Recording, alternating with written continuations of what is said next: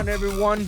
Welcome to a special edition of Reacting Analysis by the Lone Wolf Podcast. I'm your host, Wolfson, and today we're gonna do a special reaction about a recent video that has been uploaded by our good folks of Disciple Records. Shout out to those guys. They are definitely one of my favorite record labels. They have one of the sickest and biggest dubstep artists in the whole world. I mean, I got homies from there. Shout out to my brothers Modestep and of course the label founders Dodge and Myro. So today we're gonna do something very special. We're gonna do a reaction depth analysis on a recent video that they just uploaded. Now you're wondering, what are you trying to act to? Like, what is it that you're trying to react? What is it that you're trying to do? Well, to be more precise, I gotta give credit where credit is due when Disciple does these type of videos. These videos that they recently upload on their YouTube channel is like having free patches go in-depth into their demos for their sample packs, or even going in-depth analysis on their tracks and presets and giving away free presets, and as well as giving them the quick tutorial of how they actually did this sort of preset, how they make this sort of sound, you know, how they post-process it, what went inside their head when they did one of their hit songs that was released into the Disciple Records label. Now, the reason I decided to do this is because I found that they just recently uploaded a video that's titled Beginners Music Producers, ? Listen to this first. So I guess they actually decided to do a video for all up-and-coming producers or artists that are trying to get into the industry. And I'm pretty sure that this is going to be a fun one. Now, I will say this. I will be completely unbiased in all this, okay? Because despite how much I love and support the record label, I will point out and critique some of the things that I may or may not say. I may agree to some events, I may disagree to some of the events, or I may be neutral in all this. But I will give a brief explanation because sometimes when they do these type of videos, they're definitely doing it for the community. Out of all the dubstep labels, Disciple is definitely one of those few labels that actually is in it for the community, and they do anything for the community and bring up and coming producers, you know. However, sometimes when I see some of their videos, their explanations are very vague.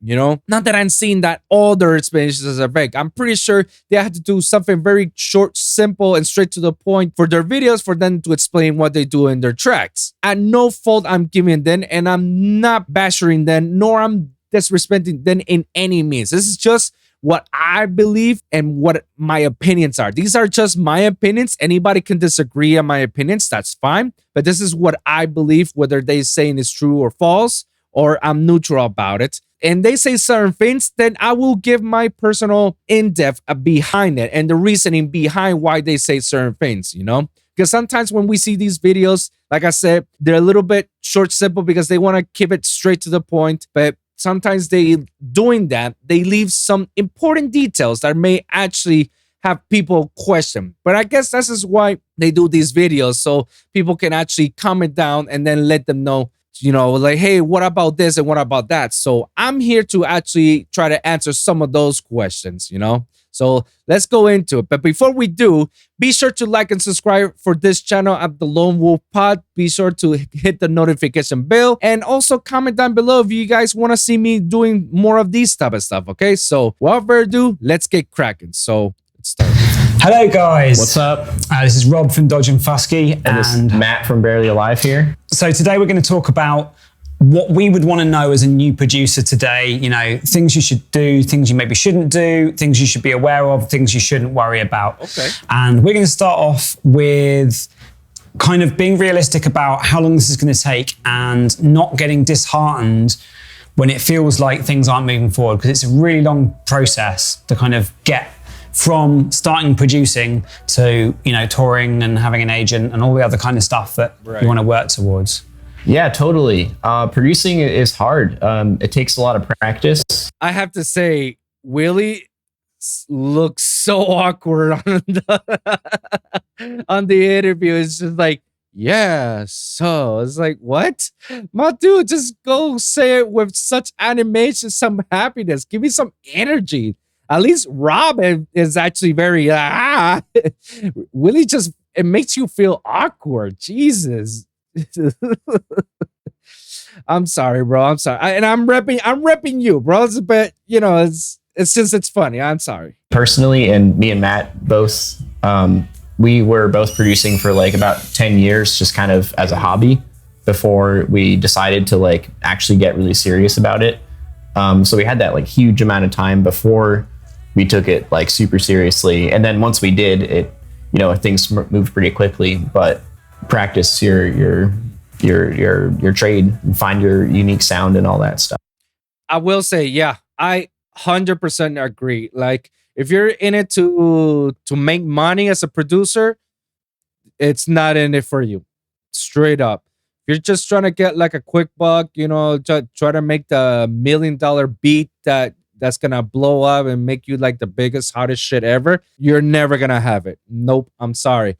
It's true. Making music is actually, it has to be a hobby. It's something that makes you happy because 90% of the producers out there in the EDM industry, they all say the same thing. It started as a hobby and then it took off. It just basically took off because they just basically practice and practice and practice and start honing their skills and crafting their sounds until the stuff where they are right now. It all takes years. Nothing happens overnight. Like, that's impossible. And like they say, if you love making music, then absolutely it can be something. You can actually make potential hobby into something like career wise. But if you're looking to make money out of it, just make music, like, no, it ain't for you. And it's true what he's saying. Like, it takes years. Like he says, it took him 10 years of doing it as a hobby. That means the majority of those 10 years hasn't make a dime, not even one dime. And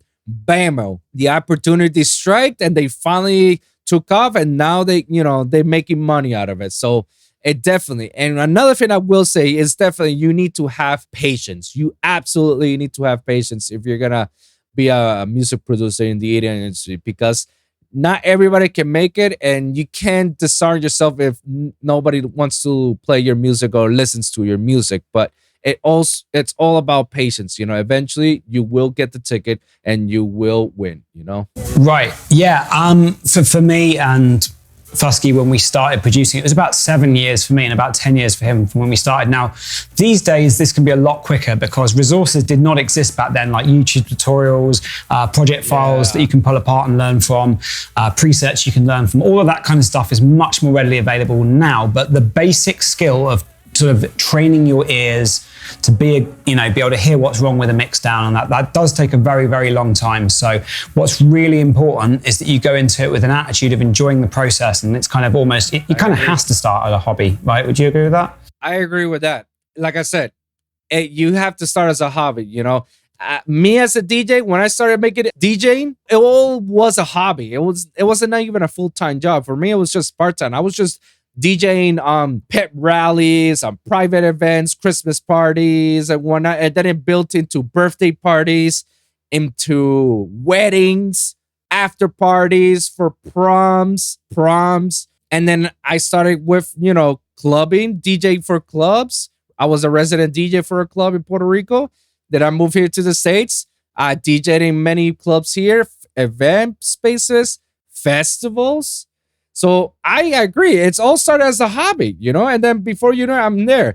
And I also have to give shout out to for Dodge for saying this. Like, it wasn't like it was before that you didn't have the resources that in today's world everybody can have, because I'm pretty sure like anybody could just grab a laptop, grab a DAW and watch a YouTube tutorial how to become a music producer, and boom, you got it. Like, that's how you learn. That's very true, Yeah, you just have to be passionate about it. You have to love about it, If not, then you're not in it for the right reasons then. Yeah, I think the most successful people, like, they just like computers. They like playing around with like software. They like music, obviously.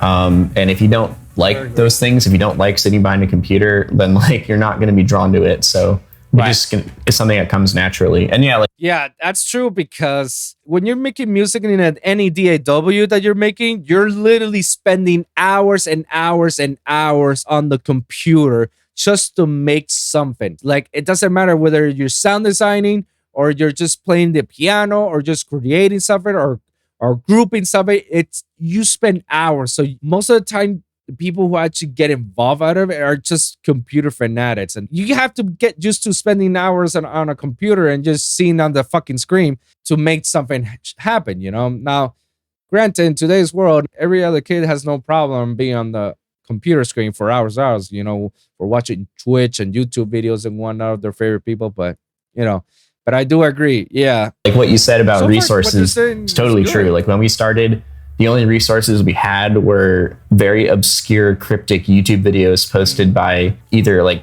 kids who were just figuring stuff out, or like Rob, who made one of the only like series of dubstep production tutorials in existence. Right. And that actually helped us a lot, but like there wasn't much else to go off. Whereas now, like every producer has like a Twitch stream, a Patreon, sample packs, YouTube channels, tutorials, all that. Yeah. It's a huge difference for what it was back then to is right now. Because like I said previously, back then you didn't have the resources. Like for you to make a song, like you basically have to rent out a room or rent out a computer or your dad's computer and, you know, try to make something out of it. You know, if you have Mac, you know, Mac has the GarageBand and then you make loops and then you make something out of it. That's as far as you can go. Today's world, like it's easy to get a DAW because now DAWs have become much more affordable. Some of them, at least, are some of the good ones. And, or you can actually make a sort of payment to pay it off, as well as, yeah, like making presets, plugins, all that crap. You go to YouTube and you just type in and it's like, what artist am I doing? I'm doing Zomboy today. All right, how to make a Zomboy growl or bass. And there's like 20,000 videos out of it. So kids today, like they have it very lucky to do it. Yeah. Also, I'd like to point out because nowadays, yes, a lot of producers have Twitch channels and they're showing off their people, you know, when they're making a song and shit and whatnot, while others are taking advantage of looking at them and studying the thought process of when they're making a song and whatnot. And like Willie said, they got Discord. So obviously they go hit up on Discord and they ask for some pointers and whatnot. Like all this happens now because of the pandemic, because before the pandemic, none of the producers were doing that. Actually, no producer were doing this, you know, by giving away, you know, doing sessions and let everybody know. It's like, nobody was doing it. Now they're doing it because of the pandemic hits and they hit their pockets. You know, let's be real on that one. I think Dr. Ozzy was probably the only one that was doing it while others they weren't. So he capitalized the momentum when the pandemic hit because all he had to do is just like do what he was normally do. Just sit down and do his thing while people just like follow him and give him donate money and whatnot and praise him for doing the thought process and feedbacks and shit and whatnot. Now every other producer like these guys are doing it too. So especially Patreon, you can follow Infect and Graphite. They both have Patreons, and you can like get cool learning stuff from them and resources. And also Barely Alive has a Patreon, and you can get a lot of like project files and tutorials from. that's so, bro, man, that is so awkward how you transition. It's like, yeah, and then Barely Alive has a Patreon. Why couldn't you just plug yourself first? It's like, you know, like I have like us, like me and Matt, we got a Patreon subscription and we give all these project files for people, you know, pay a certain amount a month and you get these profiles, you get these sample pads, you get all the resources. If you want us to give you a feedback, blah, blah, blah. Like, see, it's much more easier instead of being like a robot by saying like, yeah, Barely Alive has, like, it feels so scripted. Like he's not coming at natural. I'm sorry, Willie. If I'm criticizing you because of that, I'm sorry. But it's true. It's just doesn't sound natural at all. Mind you, I guess this is all scripted, but at the same time, like act normal, act natural. Don't act like you're a talking fucking robot. Jeez. And that's another thing what I mentioned, like about the Patreon. Some of these big artists, like Barely Alive and such, they got the Patrons. You pay like $10-20 a month and you get like an unlimited, you know, project files of their old songs, you know. But obviously that smart thing to do is like, all right, I'll pay $20. I'll download some of their stuff. I'll learn whatever I could get from that month and then I'll cancel it. And then I'll have those templates, even though it's kind of scummy of doing it. Like, you should support your artists if you really like them and you fuck with them like that. But naturally, that's a lot of people do that. You can't deny that people don't do that. They just want the old project file, see the thought process behind that project file. It's like, holy shit, how they make this on? So, and then they just like, all right, whatever I could get it, let me see if I could get it on my own, and that's how it goes. And that's kind of what was our goal, was like give people all the resources that we wish we had back then to make things easier. Admirable. I like that. But we're not the only ones doing it. There's like tons of YouTube channels, Right. like Disciple. There's tons of videos on here. Virtual Riot has uploaded a bunch of stuff. Andrew Huang is another great channel. So yeah, just infinite resources out there. So this brings me to another important subject I wanted to talk about as well, and that is, should you go to a college or some kind of, expensive, big commitment music production course? Now, that's kind of a complex question. It's difficult to answer, but in terms of the guys that are on Disciple, it's a mix. Some people have done courses, some haven't. But I would say out of the people that did do courses, it was still very much their time spent self-taught. Watching YouTube tutorials, messing around with synths. That's like the key to learning. It's not really necessarily having to go and do some expensive course. There's so many amazing resources online. So my advice would not be really to go and do a formal course, because the other thing as well is, the music industry, people don't really care about qualifications. So it's all talent based, really. So the best way you can possibly learn, in my opinion, is just by practicing and experimenting and making mistakes online. Okay, I had to stop right there, right off the bat. I have to agree and disagree for what Dodge is saying, because while yes, in the industry, nobody really gives a shit what school you went to. There's no qualifications like you got a master's degree or PhD or anything. Like, nobody gives a shit. As long as you can do dope music, that's pretty much that's the qualifications. Make dope music. That's it. That's the entry level for getting into the music industry. However, I do have to disagree with the part about the self-taught and the course production, because let me give it to you. Some people don't know about their awakening talents until they go to school. Now, I get it that school's not in it for everybody. There's a lot of producers out there in the industry who didn't even finish their degree, and yet they're like the most talented people in the whole world. And there's some producers who went to school and there still is equal talented. So it's actually like a 50-50 process. But I had to disagree with him saying that, it's better off to self-taught than go to these courses. Not necessarily. Like, some courses only specialize. I'm teaching you how to make music production, how to be a better audio engineer, how mixing and mastering, and do all other sort of things, Obviously, you would rather go to a technical school that focuses on that, like I did. I went to SAE. And let me tell you, if it wasn't for me going to SAE, I believe I would have never got to where I am right now. Straight up. Because before SAE, I thought I knew hot shit.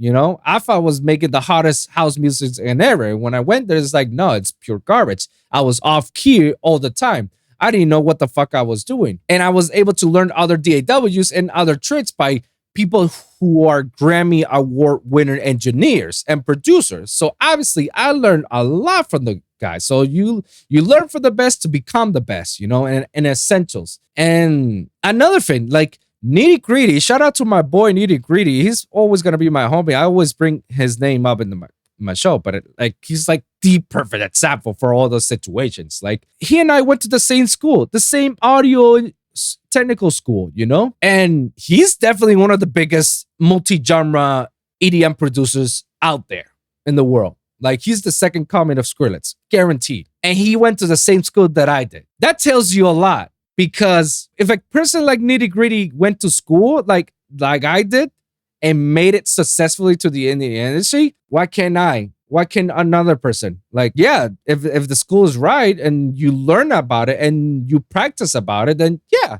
you'll definitely get a lot of acknowledgement from it, and you'll be much more further up.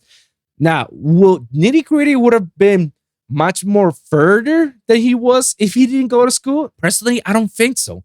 Even though he was already making it as Ricky Mears with his melodic dubstep, I feel like he would have not gone further because there were certain aspects that he wasn't aware or that was needed to be taught that he needed to learn for it to make it. Now, definitely for sure, he's a talented person with a history background of being a musician. Obviously, he got it, but I believe that he wouldn't be the guy that he is right now if it wasn't for SAE. Because there were times in which I had to tell him some certain shortcuts in Ableton. I taught him how to DJ, and other people, helped him around to learn things and learn how to mix properly, how to master properly, and do all these other stuff properly. So obviously, I don't think he would have gone a little bit further. I'm pretty sure he would be a late bloomer if he haven't gone to school. That's what I believe. We'll see. I'm gonna ask that question when I interview him very soon. Oh yeah. So yeah, I agree and disagree with what he said. The self-taught part, yeah, but only certain people can go further. It's like a small percentage. If you're a musician, absolutely, the self-taught is much more better than they go to the school, because the school is gonna teach you like the basics, the reruns out of that. You don't need that. You already know that. But if you don't know how to mix a master properly and you have to go to school for that, obviously go to fucking school. Doesn't have to be a 4-year school. It could be a 1-year school. Be a 9 months, like technical school, like I did. So and there's in fact there's already online schools that you can pay less than half of what those technical schools online and still learn. So you're definitely getting your money's worth, but I agree. I'll add to that and just say that, like, if you have like just a ton of money and like that's what you want to do, like that's probably an awesome thing to do. Like I couldn't afford that when I was starting out, so that's why I didn't do it. But I don't know, maybe if I could, I would have. But like, yeah, it's definitely just comes down to like how you spend your time. Right. And like you're gonna do well if you just like dedicate your time to it. But I wouldn't say it's like essential or necessary at all, because of like, yeah, all the people in Disciple who have kind of just learned stuff on their own in their own way kind of shows that. I think it's not essential, but if you don't know the basics and you feel like YouTube tutorials just get you to a certain point and that doesn't let you pass that point, then go to school on any of these online courses or technical schools is actually very good for you to go. Like, yeah, it's not mandatory that you have to go to school to be a successful music producer, but it definitely accelerates you a little bit more and makes you a better engineer or producer overall. And I get the money part. Yeah, if you have the money, but even if you don't have money, you finance it. Like you take a chance, like, this is an investment. I'll get my returns back after this, But, let's see. Without being specific about any particular courses or anything like that, I did do a degree in University of Music, and honestly, in my experience, it wasn't really that beneficial. But I would maybe look at the university or the college that's, providing a course, because they love to kind of shout about their success stories and their previous alumni. So I'd look at how many of these success stories they have, figure out how many people do that course a year over the time of the life of that course. And you can kind of work out a percentage of those people that become it. And like, it's quite likely that percentage may not necessarily by any means be a sure thing. So I agree. Yeah. And that part, in that aspect of the schools, I definitely agree. Just because like a certain well-known artist graduated from a certain school doesn't guarantee you that you're going to be the next great artist just like that, The percentage of artists that actually really, really make it into the industry from graduate schools is actually pretty low. The school boosts it. Like every school, it's any school. They'll say like, oh, so-and-so graduated from this. And you're like, oh shit, so-and-so? Like perfect example. Nitty Gritty graduated from SAE. Out of my class, Nitty Gritty is probably the only producer or engineer that really made it out of our class, like really made it out into like the big leagues. Like he's the only successful producer and engineer out of that class. I remember, because every other person, like, I don't think they continue pursuing it, or or they're not doing what they're doing. I don't know. I haven't gotten touched, but I know like out of the biggest, it's him. And SAE like puts him on the line of alumni, who really made it. And it's a small percentage. It's like that's the only person that you guys actually went to. What about these other guys? That means if he's the only one that went to, that means that the rest of the people didn't really make it. So it is a low percentage of people. And I believe Icon's the same thing. Like I believe like Company, Wooly, Adair, Jaws, Nightmare. I forgot who else came from Icon in LA, but I named like 5 artists. Imagine how many people actually graduated along with them at the same time, because I'm pretty sure it's not like only 5 people graduated. Like, no, I'm pretty sure there's like a good 20 to 60 people graduated at the same time, because they haven't run out of business. They still got people yearly enrolling, Phase 1, Sippy from Australia, that both of them, they went to there.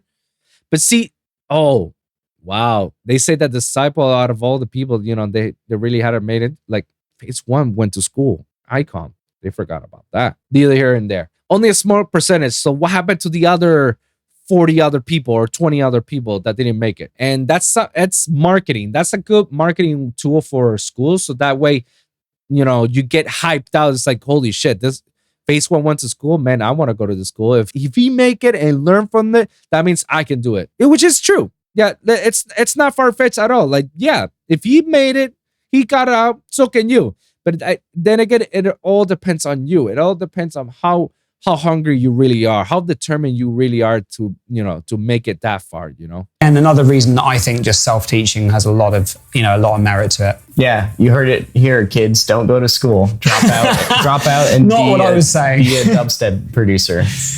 Yeah, life advice. No, kids don't listen to Willie. For God's sakes, no. No.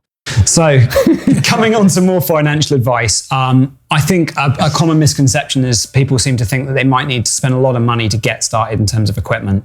And these days, pretty much any laptop that you have will be absolutely fine for running, at least a kind of not massively overcomplicated project in Ableton. You can probably even get by with an iPad. Yeah, especially if you're making rhythm. Just need like 3 tracks, you're done. There you go. That's a joke, That guys, don't take him seriously like with the iPad, because it's actually pretty complex. I've tried it with the iPad. I had FL Studio on the iPad and guaranteed it was super hard to do music on an iPad. That's for sure. But it's a joke, guys. Don't take it seriously. But I think for most people, Ableton is probably going to be the first choice, just because that's right. It completely dominates so many different genres these days that if you want to be able to collab and learn from other people, it's going to be the one that will make it the easiest for you to learn with. I started on Cubase. You were kind of straight to Ableton, right? Or were you? I took a detour through Reason. And then, we went hardcore Ableton since the beginning of the project. FL is also like super sick, and I know lots of people use that. So I'd say like don't like inhibit yourself by not getting like one of the big DAWs that people are using, like Ableton, FL, Cubase. I guess Reason and Logic would be included there. Apart from that, that's literally all you need. All you really need is Ableton. You can get some free plugins like Vital, which is a really good synth. Melda Productions has some awesome effects. There's tons of YouTube videos that show you like the best free VSTs, and that's literally all you need. I don't think you need to spend money on like fancy plugins or hardware at all. Like, just get like an audio interface that makes sound, and then you're good. Yeah, I totally agree. Like, I like it that these guys are actually letting everybody know it's like Ableton is actually the most user-friendly DAW out there. Like, it's the most versatile. You can do any genre. You can do so much. It's a limitless DAW. Like, you can do whatever you want in that program, like any sort of genre of music, and you fuck with it. Cool thing about Ableton is that you really don't need any third-party plugins. Like, you don't really need anything outside of it. Like, I'll tell you guys what. 97% of all of my projects are based on Ableton stock plugins. 97% of it. The 3%, Serum, Fat Filter, and Portal, which is a granular synthesizer that I use for resampling my sound designing and shit like that. Like that's it. That's the only free plugins. Sometimes Valhalla, but Valhalla is cheap, so you can get it. You can get that one for cheap, for less, or free, something like that. But sometimes I even use the reverb of Ableton. Sometimes the reverb of Ableton is much more easy for me to work on. I mean, like, guys, I mix and master with the Ableton stock plugins. I used to use Ozone 8, but I figure it's like shit. If I can do everything in Ableton, like I can mix and master right here on my sessions, I don't really need to use Ozone 8. Ozone 8 may actually make it better, I guess.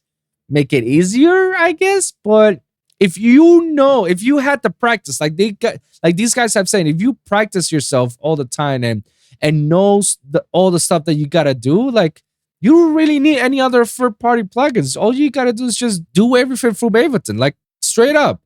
Ableton stock plugins are amazing, so you don't have to spend much. And believe it or not, Ableton is not that expensive. Like obviously, if you want the suite version, like I have the suite version, and it's a lot of money. But I had a discount when I got into school.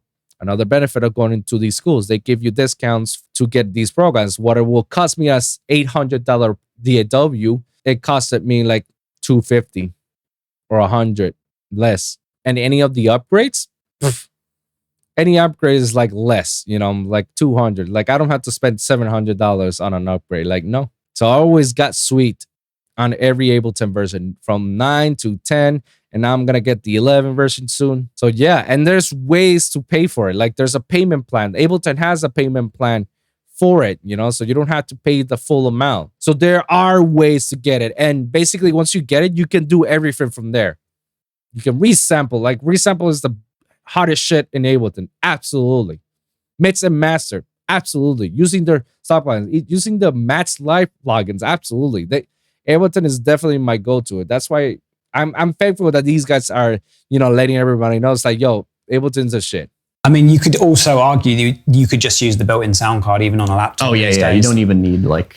No. If your monitors can be driven by your headphone jack, which most of them probably can, then you're fine.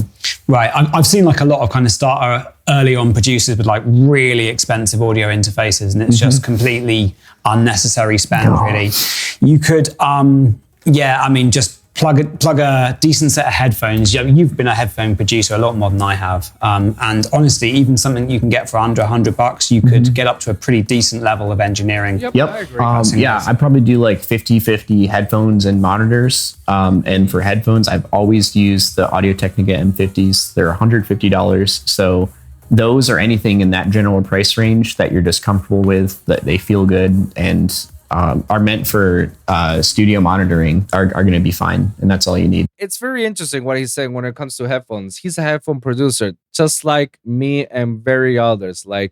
And I do have two monitors. I got two Yamaha's HS7s, Now, here's my method of production. I actually mix and master using my headphones, and I can actually produce with my headphones too. But if I'm in my home, I'll definitely use my speakers to produce, but I don't mix and master with using my monitors. No. And the reason why is because my room is not acoustically right. It doesn't have the best soundproof at all. So some of the sounds will bounce out and may actually, sound a little bit off for me, So that's why I'd rather use my headphones. To be honest, guys, you should definitely get a sound card. Not expensive. I agree. Don't get a expensive sound card or audio interface. If you're gonna get a good audio interface, get one that's like worth in the $100 range, like that good. Best example I can give you guys. Hold on, let me see. I got a PreSonus Studio 24C. It cost me like $100 something. You could get something less than that. You can even get a Focusrite Scarlett for less, for $100, and they're good. They're good. And you just plug yourself with a good headphones. He just says that he uses Audio-Technicas. I have something against Audio-Technicas because I feel like the Audio-Technicas are like the most cheapest brand of the entire music equipment. Like those are the ones that you will go. If you cannot afford a Pioneer headset, you will go to get Audio Technica. That's why like I'm against them because like they're just so cheap, like anybody can have it. So but if I have to recommend certain headphones, I recommend the Sennheiser's Pro HD 280s. If you can get those, you're welcome, guys. Seriously, because those are literally standard music industry headphones, you know? They're noise canceling and they have all the levels equalized, you know? You can actually detect all the high, mid, and low frequencies of anything from those headphones. They're perfect, you know? They're the best headphones. Those were like standard for me to go to school. That's what I use. That's what Nitty Gritty use. That's what many others use, you know? And if you want to upgrade yourself, fine. If not, keep using those, you know? And they're worth $100. Simple as that. And they're worth better. Now, an argument that I've been hearing a lot of people is like, oh, but I got the Beats by Dr. Dre. It's like, no, throw those away. Throw those away. Oh, what about the Sony's noise canceling? Nope. Bose noise canceling? Nope. Throw those away. You wasted money. Why? Because, and let me tell you something about this Dr. Dre, like Dr. Dre Beats headphones and like every other consumer headphones. They're known as consumer headphones because normally that's for the public. That's for people who just want to listen to music, you know, and don't give a fuck and don't know anything about music production or not. Remember this one time I was in a studio session, somebody was making a beat using the studio headphones, and I let him know, it's like, yo, you know, those headphones are trash for making songs. Like, nah, bro, I can hear the bass. It's powerful and shit. It's like, oh yeah, let's hear it in the speakers. Let's hear it. When you put it on the speakers, bro, the bass was just like not there. There was this, it's like, I don't understand. Like I was just hitting it. And I was like, yeah, because of those headphones. See, the Dr. Dre headphones, they're consumer headphones in which all they do to fool you, to lie to your ears, is that they increase the low frequencies. So basically, you got this little graph right here, if you guys can see it. You got your high frequencies. You got your high frequencies, your mid frequencies, and your low frequencies. What they do is that they boost the low frequencies a little bit more. So it's like basically like this. So they boost their low frequencies. And what you guys are wondering, what is the low frequencies? It's basically the bass. They boost the bass of any song or any sound. They just exponentially boost the bass. So whenever you're actually making a song with that boost bass, you better be careful because you may actually not give it any necessary bass that you should, you know? That's why it is recommended the studio headphones Sennheiser's 280 HD Pros, because the equalizers are all equal, you know? It's all leveled up. Nothing is higher or lower than the other, and you can hear everything crystal clear how it should, you know? Yeah, I personally prefer studio monitors, but if you are going to go down the monitor route, the room is just as, if not more important than the monitors. So unless you're going to treat the room really well with a bunch of sound panels, you're going to risk having a very artificial sound from your monitors. Most commonly, either way too much or almost no bass, depending on the room. And it's a lot of work to try and correct that. So starting out on a budget, headphones is probably the way to go. Like, yeah, I agree. Like your room, like I said, your room has to be acoustically perfect, you know, for you to do studio monitors. But I get, if you don't have the money for studio monitors, then obviously you go with the headphones. Every person is different, you know. Everybody has their way of, you know, making production. I got used to making music by just using my headphones, and I have my ears trained to do that. Others would rather use the monitors, even if their rooms are not sound perfectly. They train their ears and to make it sound like, all right, it sounds perfect, you know. But it's not as everybody's different for sure, absolutely. Like when you're like designing your space where you're gonna make music, you got to start with like, what are your room dimensions? And that's the most important thing. Yeah. If you can fix that to make it better, then do that. You know, maybe move to a swap bedrooms or something. And then it's like probably the next most important thing is putting up like absorption in your room, so it's not like a springy like bathroom tile effect. And then there's like where you put your monitors. That would be like higher up on the pyramid. And then once you get that done, Maybe you look at like diffusion. And then once you're all done with that, then you start spending money on like better monitors. Like that should be like the last thing that you do. Right. Because if you have a bad room, then everything's going to sound equally bad. Yep. Right. So yeah, like K-Arcade, those are great monitors. Kali LP6, that's another really good monitor that I've tested. It's about 150 each, so like 300 for a pair. You can write like Grammy winning songs on a pair of those for sure. Yeah, I agree. My first studio monitors were K20s. You know, the Rockets. The Rockets were definitely a good of studio monitors. Then I upgraded myself to the Yamaha's HS7, which was like to me like the best ones I've ever had. Yes, for monitors, you definitely need to have a great room. Like if you notice my room, let me put it on the side. There's a bass trap in the corner. Every corner of my room, there's a bass trap in there. That bass trap is what it's supposed to absorb anything low end, so that way it doesn't vibrate into other spaces outside of my room.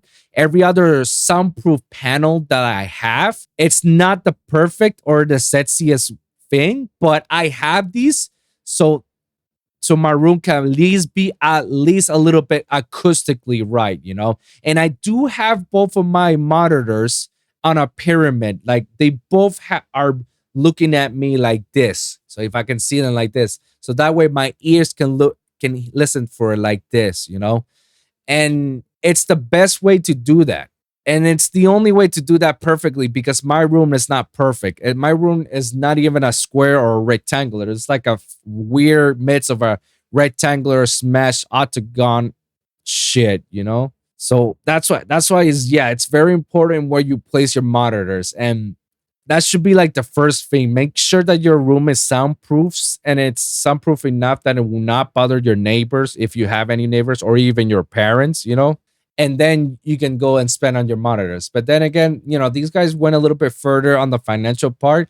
Just stick with the headphones first. And then when you see there's like you're making money a little bit more with your music, then obviously upgrade yourself into it. In terms of progressing from, you know, the kind of starting out phase to the touring and having an agent and all that kind of phase, there's a lot of steps in between those. And it happens in a different way for a lot of different people. But if I were starting out today, the best thing I would say you could do would just kind of get your music out there on the internet, self-release stuff, try and pitch stuff to playlists, try and just get into repost groups, just get someone to hear your music. Because if you're making good music, even if only 5 or 10 people hear, listening to it, next it's 20, next it's 50, next it's 100, next it's 1,000, eventually you'll get picked up and noticed. So I would say most of the time, you know, trying to send demos to labels is probably less effective than labels noticing you. A good advice I would have is just don't be a jerk. Be nice to people, make friends, make good music, join communities like the Barely Alive Discord server, make friends, and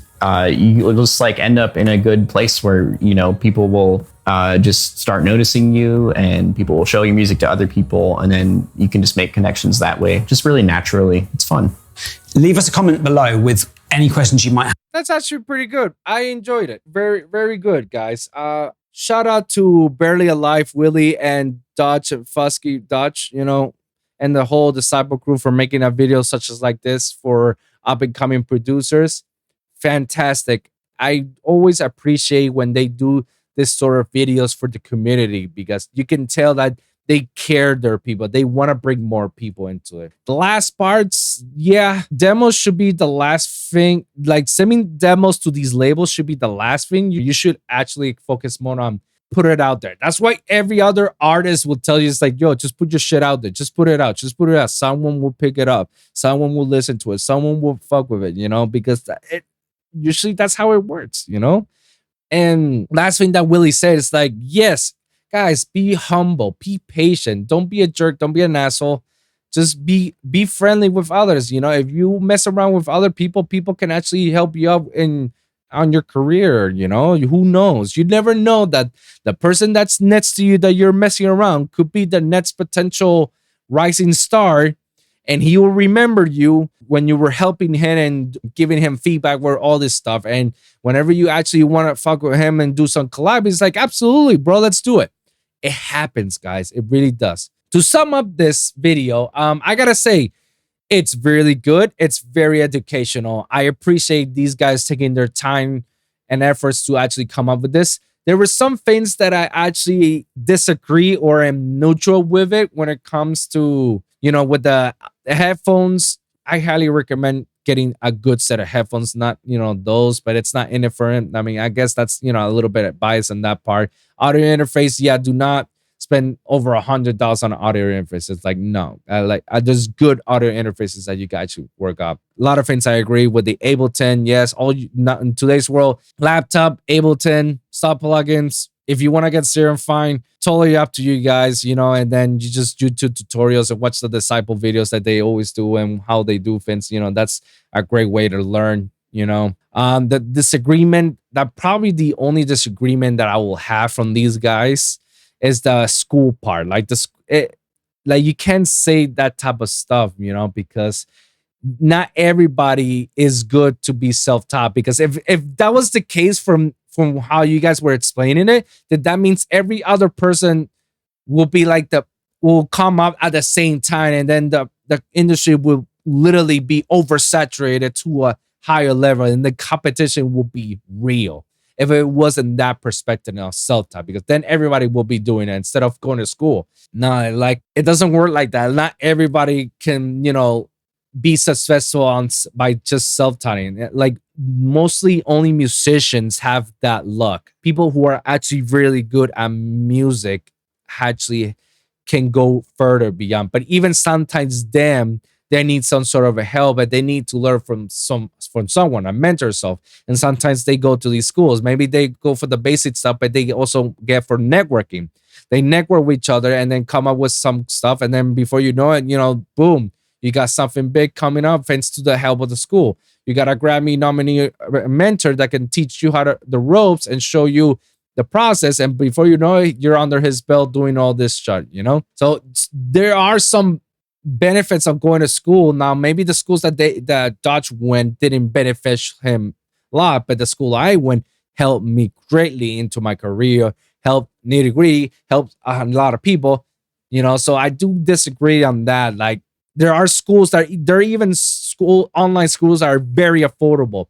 There are even schools like Into the Daw and the Fire Society. Shout out to those guys. You pay $30-40 a month, and you learn from these guys. You learn from EDM producers that are actually in the industry making this. You get tutoring sessions with them. You get feedback sessions. You learn all these live streams, how to write properly an email, how to approach certain people, how to network and all this. So it's definitely worth going to these certain schools. If you're really willing to make it and you're willing to invest yourself in doing everything in your power to do it, absolutely. Go get it yourself an investment.